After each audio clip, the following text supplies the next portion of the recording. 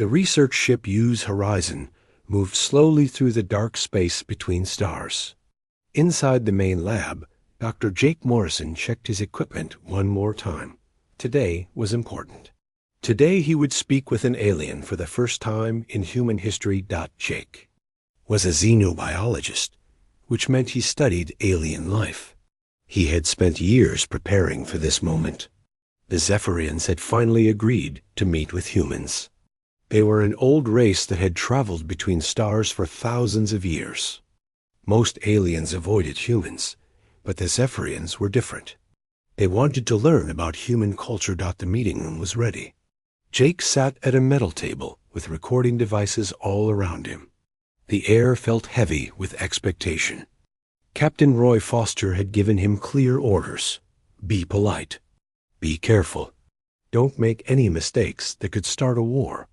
The door opened with a soft hiss. Jake's heart beat faster as he saw his first alien. Zaraketh walked into the room on two legs.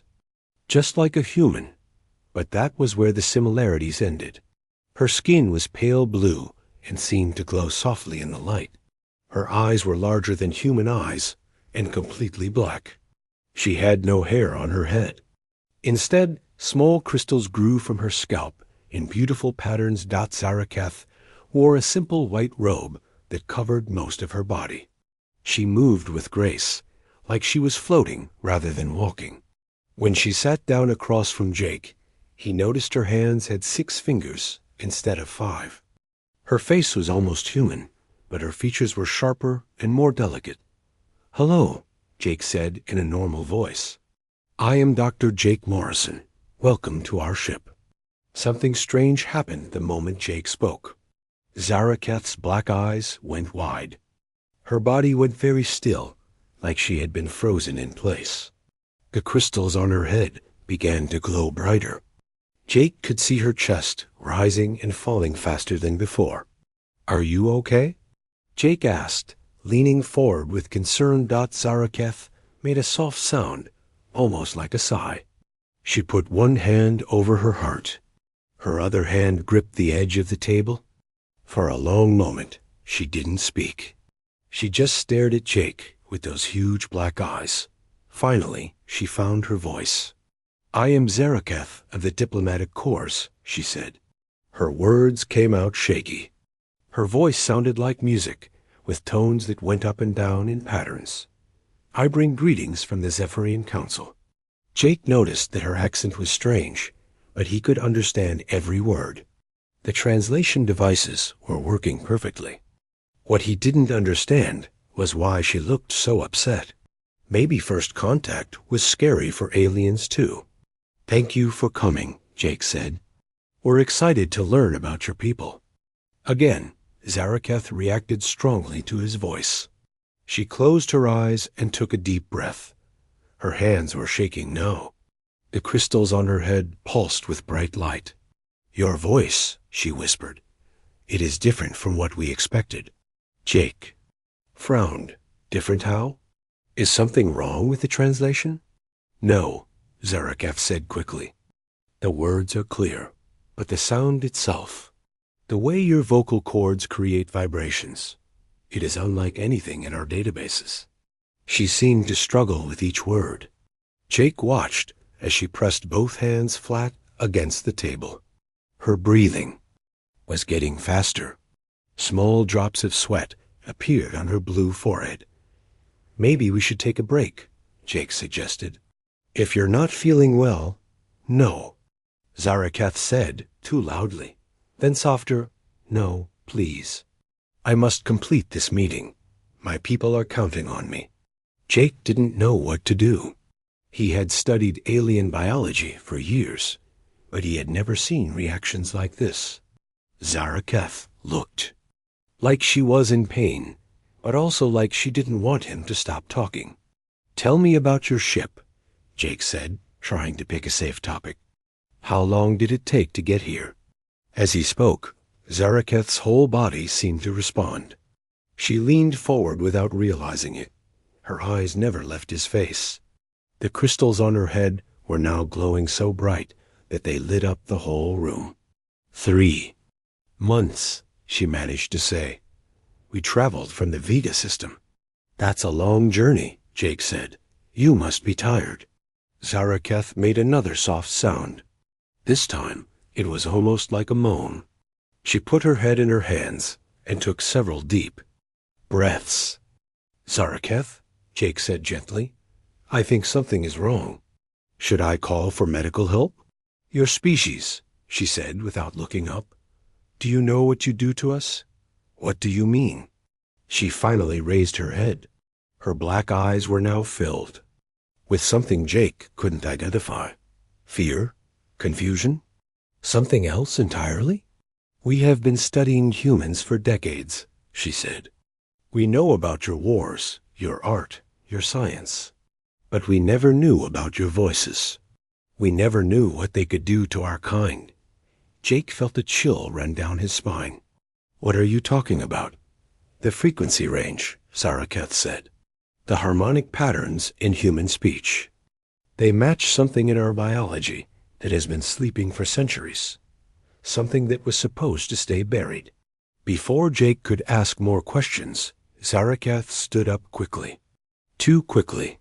She swayed on her feet and had to grab the table. For support, I must return to my quarters, she said. This meeting is over. Wait, Jake called out. We barely started. There's so much more to discuss. Zaraketh stopped at the door and turned back. The look she gave him was intense and desperate. Dr. Morrison, she said, for both our sakes, I hope we do not have to meet again soon. What you have awakened in me today cannot be easily controlled.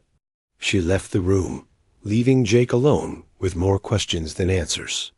He sat in the empty meeting room for a long time, trying to understand what had just happened.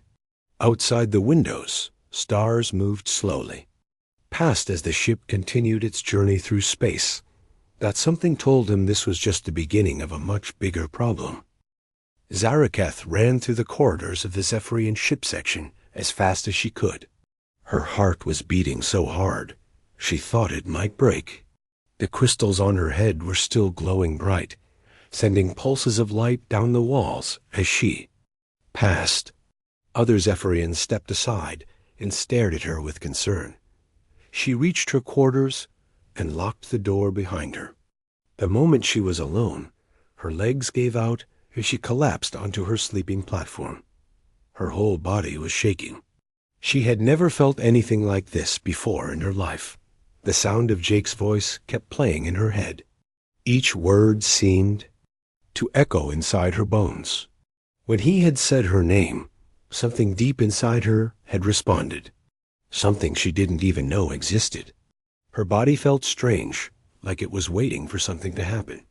A soft chime told her someone was at her door. Go away, she called out. Zaraketh, it's Dr. Vexnor. You missed your medical check. I'm coming in. The door opened despite her protests. Dia Vexnor was the ship's chief medical officer. He was older than most Zephyrians, with crystals that had grown long and complex over many years of life. He took one look at Zaraketh, and his expression changed to alarm. What happened to you? He demanded. Your bio readings are off the charts. Your crystal formation is showing patterns I haven't seen in medical texts for centuries. Zaraketh curled up into a ball on her sleeping platform. It was the human, she whispered. His voice did something to me. Vexnor pulled out his medical scanner and began taking readings. The device beeped frantically as it processed the data. His face grew more concerned with each passing second. This is impossible, he muttered. According to these readings, you're experiencing a biological awakening. But that hasn't happened to our people since before we left our home world. What's an awakening? Zaraketh asked, though she was afraid of the answer. Vexnor sat down heavily in a chair. It's something from our ancient past. Before we became space travelers, before we developed technology to suppress our primitive responses, our ancestors used to bond with mates through harmonic frequencies in their voices. Zaraketh felt sick to her stomach. Mates? The awakening was the first step in the bonding process, Vexnor explained. When a Zephyrian heard the perfect, harmonic match, their body would prepare for the full bonding ritual. It was how our people found their life partners thousands of years ago. But I'm not looking for a mate, Zaraketh said desperately. And certainly not a human mate. That's impossible. That's what I thought too, Vexnor said grimly. But your body doesn't care what we think is possible. The readings don't lie. You've experienced a full awakening response. Meanwhile, on the human section of the ship, Jake was having his own strange experience. He couldn't stop thinking about Zaraketh. Every time he closed his eyes, he could see her face. He found himself humming without realizing it, making sounds he had never made before. Commander Lisa Hayes found him in the observation lounge, staring out at the stars. She was a tough woman who had led many difficult missions. Nothing usually surprised her, but Jake's behavior today was definitely unusual. The Zephyrians canceled all future meetings, she told him. They say their diplomat is unwell. Do you know what happened in there? Jake rubbed his forehead. I honestly don't know. She seemed to react badly to my voice, like it was causing her physical pain or something. Dr. Amy Chun wants to see you, Lisa said. She's our psychologist. Maybe she can help figure out what went wrong. Jake found Dr. Chun in her office, surrounded by alien biology textbooks and computer screens showing brain scan data. She was a small woman with kind eyes and a gentle way of speaking that made people trust her. Sit down, Jake, she said. Tell me everything that happened during the meeting. Jake described the encounter in detail, how Zaraketh had reacted to his voice, the way her crystals had glowed, the strange things she had said about awakening something that should have stayed buried. Interesting, Dr. Chon said, making notes on her tablet. And how do you feel now? Any unusual sensations? Jake was quiet for a moment. Actually, yes. I keep thinking about her. I have this weird urge to find her and make sure she's okay. And I keep making these humming sounds without meaning to. Dr. Chun's eyebrows went up. Show me. Without thinking, Jake began to hum a low, complex melody. The sounds seemed to come from somewhere deep in his chest.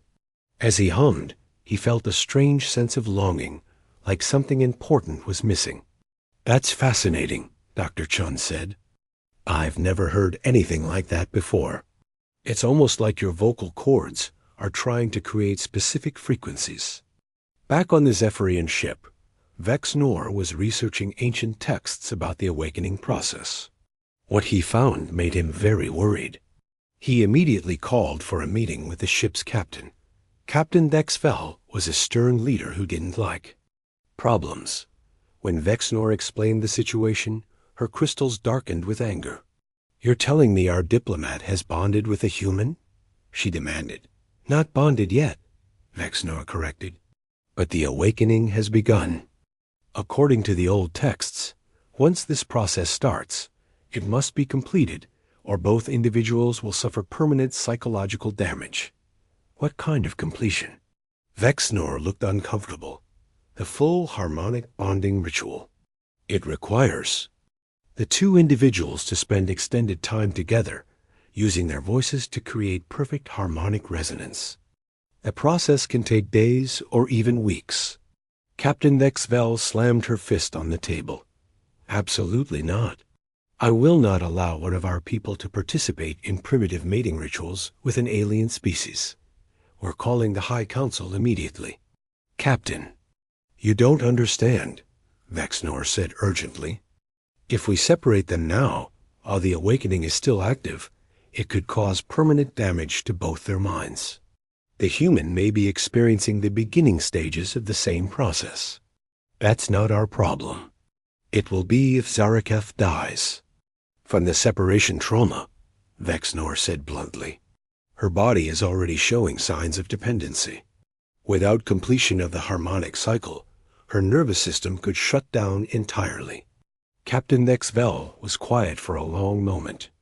Through the walls of the ship, they could hear Zaraketh making soft, distressed sounds in her quarters. She had been doing this for hours now, calling out in frequencies that seemed to echo through the metal corridors. "Contact the High Council," a captain finally said. "Tell them we have a situation that requires immediate guidance. And whatever you do, keep that human away from our diplomat. The last thing we need is to make this worse." But even as she gave these orders, Captain Nexvel knew it might already be too late. The sounds coming from Zaraketh's quarters were getting louder and more desperate. And according to the ship's sensors, the human ship was picking up the harmonic frequencies she was broadcasting. Somewhere on the human ship, Jake Morrison was beginning to respond. Jake woke up at 3 in the morning with Zaraketh's name on his lips. He had been dreaming about her again, but these weren't normal dreams. In the dream, he could hear her calling to him from somewhere far away. Her voice sounded sad and desperate, like she was in pain. He sat up in his bed, breathing hard. The humming sound was coming from his throat again, but this time it was different, more complex. The notes seemed to match the rhythm of his heartbeat. As he hummed, he felt a strange pulling sensation in his chest, like something was trying to draw him toward the Zephyrian section of the ship. Jake got dressed and went to the observation deck. Through the large windows, he could see the Zephyrian ship connected to theirs by a long corridor. Lights were flashing on their ship in patterns he had never seen before. As he watched, he realized the light patterns matched the rhythm of his. Humming. Couldn't sleep either? Jake turned to see Dr. Amy Chun approaching. She looked tired and worried. "It's getting worse," Jake said. "The dreams, the humming, this feeling like I need to find her. What's happening to me, Amy?" "I've been studying the biodata from your meeting yesterday," she said. "I think you're both experiencing some kind of biological response that we don't understand yet. Your brain scans show activity in areas that are normally dormant. It's like your nervous system is trying to make connections that have never existed before." Jake gripped the window railing. "I can feel her somehow. I know that sounds crazy, but I can sense that she's in distress. Her emotions are bleeding into mine." "That might not be as crazy as you think," Amy said. "I've been reading about harmonic resonance in animal species. Some birds and whales use specific frequencies to communicate over vast distances. Maybe humans and Zephyrians have some kind of biological compatibility that creates a similar effect." Before Jake could respond, Commander Lisa Hayes' voice came over the ship's communication system. "All senior staff to the bridge immediately. We have an urgent situation with our Zephyrian guests." They hurried to the bridge, where they found Captain Roy Foster looking grim. The main screen showed readings from the Zephyrian ship's bioscanners. "There. Diplomat is dying," Roy said without preamble. "Her life signs have been declining for the past 6 hours. The Zephyrian captain contacted us an hour ago, requesting immediate medical assistance." Jake felt like someone had punched him in the stomach. "Dying? How?" "Their doctor says it's something called separation trauma," Lisa explained. "Apparently, the meeting you had yesterday triggered some kind of biological process in her body. Now that you're apart, her nervous system is shutting down. We need to help her," Jake said immediately. "Whatever it takes." "It's not that simple," Roy said. "The Zephyrian High Council has forbidden any further contact between our species until they can study this situation. They think you're some kind of biological weapon designed to manipulate their people." Amy stepped forward.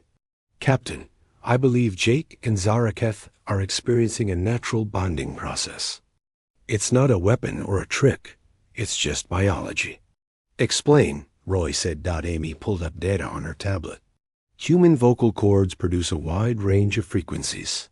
Apparently, some of those frequencies match ancient mating patterns in Zephyrian biology. When Jake spoke to Zaraketh, it activated dormant genetic programming in her body. Now her nervous system expects the bonding process to be completed. What kind of completion? Lisa asked.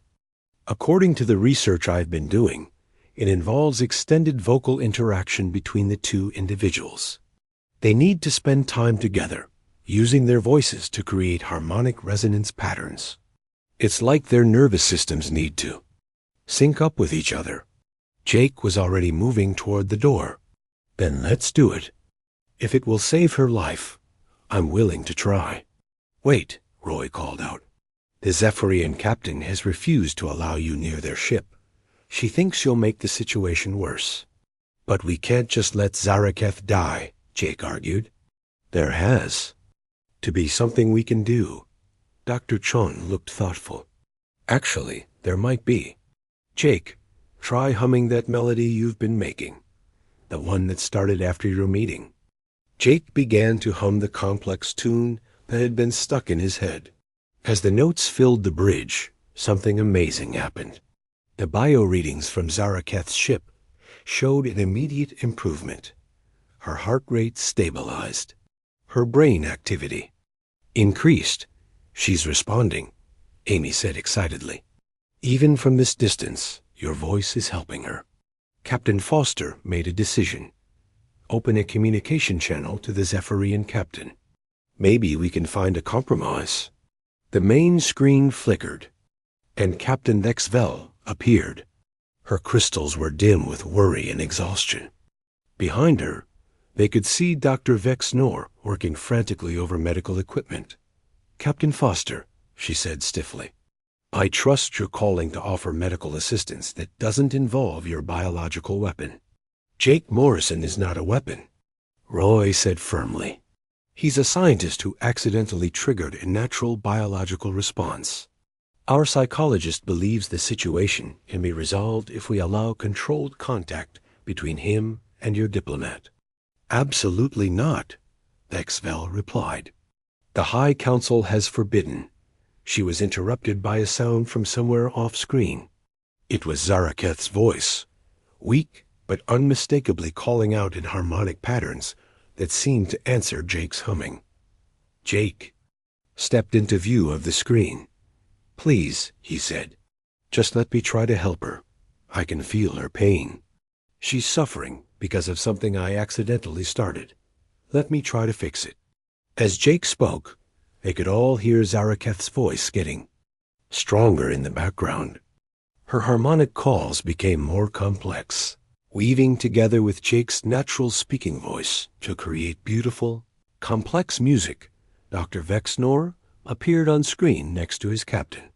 Vexvel, her condition is improving rapidly just from hearing his voice through the communication system. If we allow direct contact, we might be able to complete the harmonic cycle and save her life. The High Council, Vexvel began, will have to make their decisions after we prevent our diplomat from dying, Vexnor interrupted. I won't let politics kill my patient. Roy stepped forward. We propose a controlled meeting in a neutral location. Our medical staff and yours can monitor everything. If the process becomes dangerous for either individual, we stop immediately. Vexvel was quiet for a long moment, listening to Zaraketh's voice growing stronger and more musical with each passing second. Finally, she nodded grimly. 1 hour, she said. The central docking bay. Both medical teams present. Any sign of danger, and we separate them immediately. As the communication ended, Jake felt a mixture of relief and terror. In 1 hour, he would see Zaraketh again. He could already feel his body responding to the thought, his vocal cords warming up to create sounds he had never imagined. Whatever was happening between them, it was far from over. Amy put a hand on his shoulder. Are you ready for this? Jake nodded, even though he wasn't sure what this was going to be. All he knew was that somewhere on the other ship, Zaraketh was calling to him in frequencies that spoke directly to his soul. And for reasons he didn't understand, His whole being was determined to answer her call. The central docking bay had been transformed into a medical facility. Both human and Zephyrian medical equipment surrounded a simple table with 2 chairs. Dr. Amy Chun stood next to Dr. Vex Noor, both of them watching their scanning devices carefully. Captain Foster and Captain Thex Val waited nearby, ready to stop the meeting if anything went wrong. Jake entered the bay first. His heart was racing, and the humming in his throat had become almost constant. The sound seemed to echo off the metal walls, creating complex patterns that filled the space with music. He sat down at the table and tried to stay calmed out when Zaraketh entered. Jake almost didn't recognize her. She looked weak and pale, supported by 2 Zephyrian medical assistants. Her crystals were barely glowing, and her movements were shaky. But the moment she saw Jake, everything changed. Her crystals blazed with sudden light. Her back straightened. The weakness seemed to fall away from her like a discarded cloak. She walked to the table under her own power, her black eyes fixed on Jake's face with an intensity that made him feel like the most important person in the universe. "Hello, Jake," she said softly. "Hello, Zaraketh," he replied.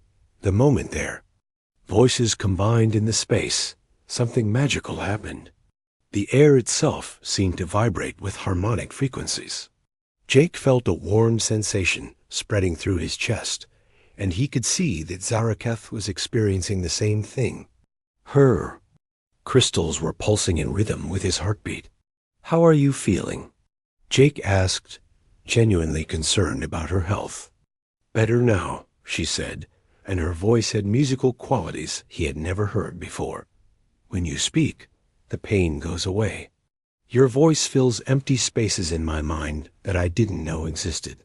Dr. Chun was studying her readings with amazement. "Both subjects are showing synchronized brain activity," she whispered to Dr. Vex Noor. "Their nervous systems are actually matching each other's patterns." As Jake and Zaraketh continued to talk, their voices began to blend together naturally.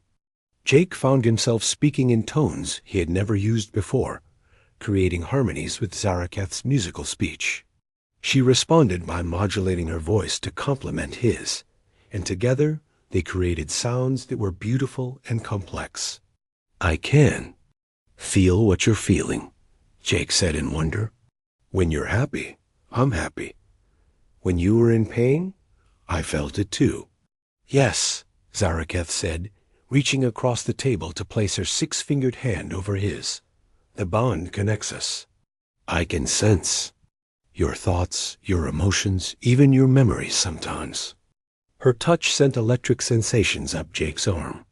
Where their skin made contact, both of them seemed to glow with soft light. The harmonic patterns in their voices became more complex, weaving together like the most beautiful music ever created. "According to the historical records," Dr. Vex Noor said quietly, "the full bonding process requires them to maintain vocal harmony for several hours. Their nervous systems need time to fully synchronize." Captain Nexval looked uncomfortable. "Several hours? The High Council expects a report soon. They won't be happy if I tell them our diplomat is bonding with a human." "Ma'am," Jake said, not taking his eyes off Zaraketh, "I know this is difficult for everyone, but we didn't choose this. It just happened. All we can do now is see it through safely." As they spoke, Jake began to understand things about Zaraketh that she had never told him. Through their connection, he could sense her memories of growing up on a cold, distant world where emotions were considered primitive. He felt her loneliness, her secret desire for deeper connections with others, her fear of being different from. Her people. Zaraketh was experiencing the same thing with Jake. She could feel his curiosity about the universe, his genuine desire to understand other species, his loneliness as the only xenobiologist on a ship full of military personnel. She sensed his kindness, his courage, and his willingness to risk everything to help someone he barely knew. "Your people suppress emotions," Jake said gently. "That must be very lonely. We tell ourselves it makes us stronger, Zaraketh replied. But now I understand what we've lost. The connections between individuals, the sharing of inner experiences, the harmony of minds working together instead of alone. Their voices continued to blend and evolve throughout the afternoon. Dr. Chun and Dr. Vexnor watched in fascination as their brain scans showed increasing integration. The two individuals were becoming something new together while still remaining themselves. I've never seen anything like this, Dr. Chun murmured. It's like their consciousnesses are learning to dance with each other. As evening approached, Jake and Zaraketh's voices reached a perfect harmonic resonance. The sound filled the docking bay with music so beautiful that everyone present stopped what they were doing to listen. Even Captain Dexvel's stern expression softened as the harmonies washed over her. I think it's working, Dr. Vexnor said, checking his medical scanners. Both subjects show stable vital signs and balanced brain chemistry. The bonding appears to be complete. Jake and Zaraketh slowly stopped their vocal harmonies and looked at each other in silence. The connection between them was now permanent and profound. Jake could sense Zaraketh's presence in his mind like a warm, comforting light. She could feel his consciousness intertwined with hers, sharing thoughts and emotions in ways that words could never express. How do you feel? The Archon asked them both. Whole, Jake said simply. Like I found a part of myself I never knew was missing. Complete, Zaraketh agreed. The emptiness inside me is gone. I can feel Jake's presence even when we're not speaking. We are connected now in ways my people haven't experienced for thousands of years. Captain Foster stepped forward. What does this mean for the diplomatic mission? For relations between our species? Jake and Zaraketh looked at each other and smiled. Through their bond, they could communicate without words, sharing complex ideas instantly. It means the beginning of something new, Zaraketh said. My people have forgotten the joy of emotional connection. Jake's species has never experienced the kind of mental harmony we can achieve together. We can teach each other. The High Council won't like this, Captain Dexvel warned. Then we'll help them understand, Jake said confidently. Zaraketh and I can be living proof that our species can work together in ways no one ever imagined. We can bridge the gap between our peoples. As the medical teams began packing their equipment, Jake and Zaraketh continued to sit together, their hands intertwined, their voices creating soft harmonic patterns that seemed to make the very air around them more peaceful. The bonding was complete, but their real journey was just beginning. 3 weeks had passed since the bonding ceremony, and the combined research ships had become something entirely new. Jake and Zaraketh worked together in the main laboratory, their harmonic communication creating an atmosphere of discovery and wonder that infected everyone around them. Show them the long-distance test, Zaraketh said to Jake without speaking aloud. Her thoughts reached him through their bond, carrying not just words, but emotions and complex ideas. Jake nodded and walked to the far end of the laboratory. He began to hum in low, complex frequencies that seemed to vibrate through the ship's hull itself.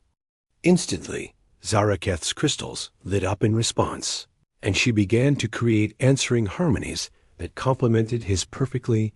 Dr. Chun watched her instruments in amazement. They're communicating across a distance of 50 meters with no technology at all. The harmonic frequencies are carrying detailed information about their research findings.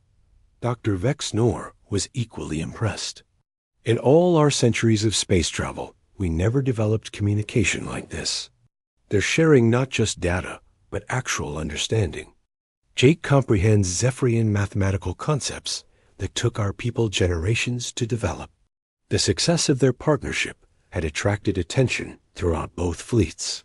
Human and Zephyrian scientists who had been working separately for years were now collaborating on projects that neither species could have completed alone. Jake's human intuition combined with Zaraketh's Zephyrian Logic was producing breakthrough discoveries almost daily, but not everyone was happy with the changes.